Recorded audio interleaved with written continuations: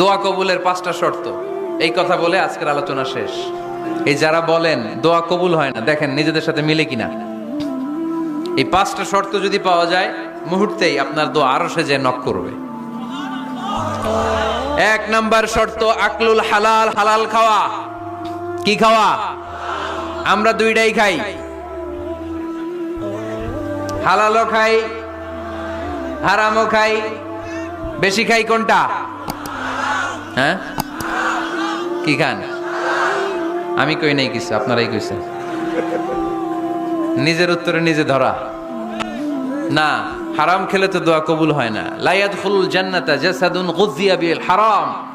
ওই দেহ কখনো জান্নাতে যায় না যে দেহ হারাম খেয়ে বর্ধিত হয়েছে।